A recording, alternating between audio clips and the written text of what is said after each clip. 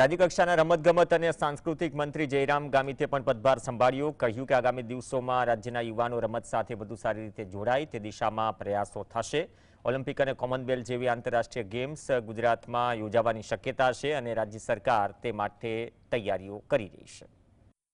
ભૂપેન્દ્ર પટેલ સરકારનું ગઈકાલે વિસ્તરણ થયા બાદ નવા મંત્રીઓએ શપથ લીધા અને આજે પોતાનો પદભાર છે તે સંભાળી રહ્યા છે। રાજ્ય કક્ષાના રમતગમત અને સાંસ્કૃતિક યુવા વિભાગના જે મંત્રી છે તે જયરામભાઈ ગામિત, તેમની સાથે સીધી વાત કરીશું। સાહેબ, રમતગમત યુવા સાંસ્કૃતિક મંત્રાલય રાજ્ય કક્ષાનો હવાલો કઈ રીતે જોઈ રહ્યા છો મંત્રીપદને, તેમાં કઈ રીતે હવેથી કામ કરવામાં આવશે? રમતગમત વિભાગ અને સાંસ્કૃતિક વિભાગની વાત કરીએ તો સમગ્ર ભારતમાં 65% યુવાનો છે અને આ જે યુવાનો આજે અલગ અલગ રમતોમાં જે ભાગ લે છે એ આગામી દિવસોમાં વિશ્વ લેવલે ભારતનું પણ નામ રોશન થાય એના માટે સતત પ્રયત્નો કરવામાં આવશે।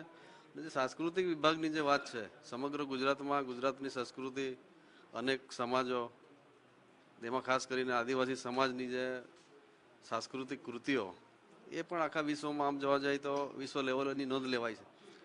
પણ આગામી દિવસોમાં એ કૃતિઓને પણ સમગ્ર સમાજની જે પણ કહે છે એને ઉજાગર કરવામાં આવશે અને ગુજરાતનું રમતગમત વિભાગ અને સાંસ્કૃતિક વિભાગને વિશ્વના લેવલ પર અને વિશ્વની જે રમતો રમાશે એના સુધી પહોંચે એના માટે સતત પ્રયત્નો કરવામાં આવશે। શાળાના બાળકો હોય કે કોલેજના બાળકો હોય તે કઈ રીતે રમત પ્રત્યે વધુ પ્રેરાય તે માટે શું પ્રયત્નો તમારા થકી રહેશે?